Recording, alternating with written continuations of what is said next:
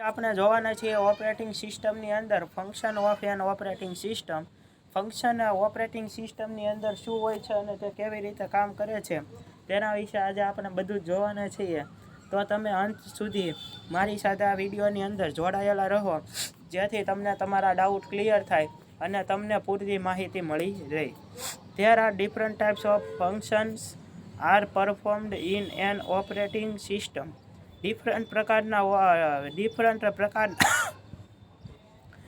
પ્રકારના આપણા ફંક્શન હોય છે કે જે આ પરફોર્મ શું કરે છે, તે ઓપરેટિંગ સિસ્ટમને પરફોર્મ કરે છે to manage the system components and fulfil.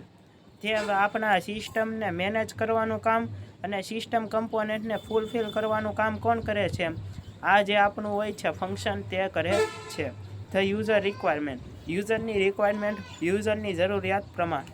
The following are the main functionality of the operating system.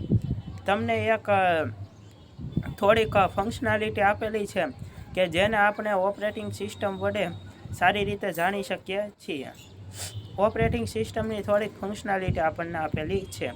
This R memory management, મેમરીને કેવી રીતે મેનેજ કરવું. સીપીયુ શિડ્યુલિંગ, સીપીયુને કેવી રીતે શિડ્યુલમાં રાખવું કે એક પ્રોસેસ થાય એ પછી બીજી પ્રોસેસ એન્ટર થાય, અથવા તો એક પ્રોસેસ અધૂરી હોય તો એ બેકએન્ડમાં વહી જાય અને એક નવી પ્રોસેસ આવી જાય કે જે વર્ક કરે એની જગ્યાએ.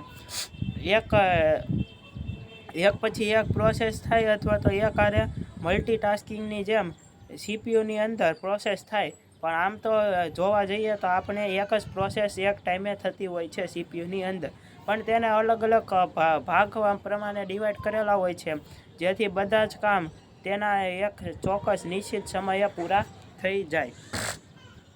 પછી છે પ્રોસેસ મેનેજમેન્ટ, પ્રોસેસને કેવી રીતે આપણે મેનેજ કરવું. પછી IO management, input output management, input અને આઉટપુટને કેવી રીતે મેનેજ કરવું, આના વિશે આપણે જોઈ શકીએ છીએ. પછી છે એ ટ્રબલ શૂટિંગ છે. ટ્રબલ શૂટિંગ નામનું એક આવે છે કે જેના વડે આપણે એક સારે ઘણી બધી પ્રોસેસને કરી શકીએ છીએ. પછી છે ફાઇલ મેનેજમેન્ટ, ફાઇલનું મેનેજમેન્ટ કેવી રીતે કરવું, આ એક મેઇન પોઈન્ટ છે. જો ફાઇલ આપણી મેનેજમેન્ટ હશે અને વ્યવસ્થિત હશે તો આપણું કામ ઝડપથી અને સરળતાથી થશે. અને આ એક મેઇન પોઈન્ટ છે કે જેની અંદર ફાઇલને મેનેજમેન્ટ કરવું એ ઘણું ઇઝીલી થઈ જાય છે અને એ તો આપણે કરવું જ જોઈએ.